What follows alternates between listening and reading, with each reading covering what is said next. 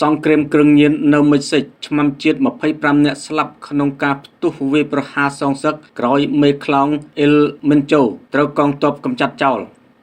ប្រទេសមិចស៊ិករដ្ឋមន្ត្រីសន្តិសុខមិចស៊ិកប្រកាសនៅថ្ងៃទី23កុម្ភៈថាសមាជិកកងឆ្មាំជាតិមិចស៊ិក25នាក់ត្រូវបានស្លាប់ក្នុងការវាយប្រហារ6លើកដាច់ដោយឡែកពីគ្នាក្រោយកងកម្លាំងពិសេសរបស់ប្រទេសធ្វើប្រតិបត្តិការសម្លាប់មេរដ្ឋពន្ធគ្រឿងញៀនដ៏មានឥទ្ធិពលបំផុតម្នាក់ឈ្មោះថា Nemesio Robin Osi Cora Cervantes មានរហស្សនាមថា El Mencho ការវាយប្រហារសងសឹករបស់ពួកកូនចៅមេរដ្ឋពន្ធគ្រឿងញៀននោះនាំឲ្យផ្នែកមួយធំរបស់ប្រទេសមានការភ័យខ្លាចចំពោះការកើនឡើងនៃអំពើហិង្សាប្រមុខក្រុមរដ្ឋពន្ធគ្រឿងញៀនដែលមានឥទ្ធិពលបំផុតនិងត្រូវតាមរកចាប់ខ្លួននៅមិចស៊ិកនោះត្រូវបានសម្លាប់កាលពីព្រឹកថ្ងៃទី22កុម្ភៈនៅក្រុងតាប៉ាល់ប៉ារ៉ត Jalisco ក្នុងឱកាសនៃប្រតិបត្តិការមួយរបស់កងទ័ពមិចស៊ិកជននោះជាស្ថាបនិកក្រុមរដ្ឋពន្ធគ្រឿងញៀន Jalisco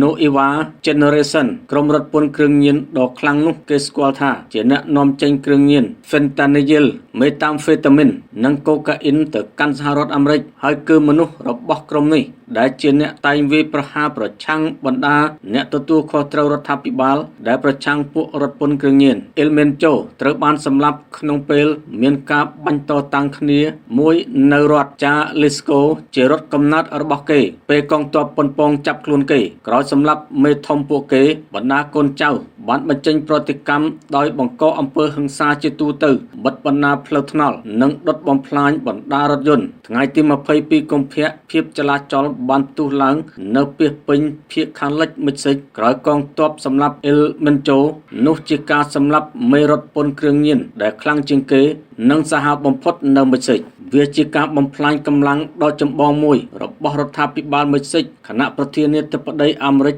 លោកដូណាល់ត្រាំបន្តធ្វើការគៀបសង្កត់លើប្រទេសជិតខាងនោះឲ្យធ្វើអ្វីច្រើនទៀតក្នុងការតស៊ូប្រឆាំងការរត់ពន្ធគ្រឿងញៀនអាមេរិកបានផ្ដល់រង្វាន់$15 លាន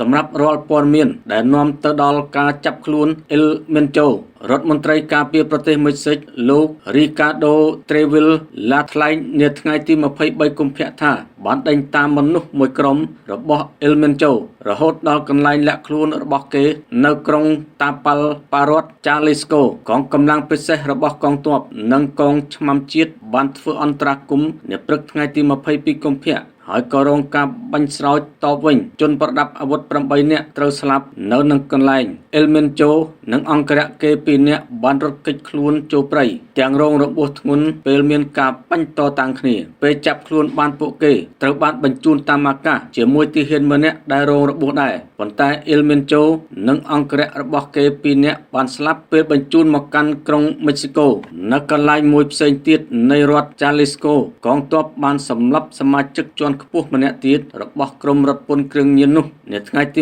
22កុម្ភៈឆ្មាំគុកម្នាក់និងភ្នាក់ងារម្នាក់នៃការិយាល័យអគ្គរដ្ឋអាជ្ញានោះនិងនារីម្នាក់បានត្រូវសម្លាប់ចំណែកជនសង្ស័យប្រមាណជា30នាក់ត្រូវសម្លាប់ក្នុងរដ្ឋ Jalisco និង4នាក់ទៀតសម្លាប់នៅរដ្ឋជិតខាងមីចៅកានអស់រយៈពេលជាង1ទសវត្សរ៍ Nemesio Robin Osi Cora Cervantes បានកសាងក្រុមរដ្ឋពន្ធគ្រឿងញៀនដែលខ្លាំងជាងគេបំផុតគេបានកសាងបណ្ដាញចម្រោះយុទ្ធសាស្ត្រនិងបណ្ដាញព័ត៌មាននានាដែលអាចឲ្យខ្លួនគេគេចផុតពីការតាមប្រម៉ាញ់របស់អាជ្ញាធរជាច្រើនលើក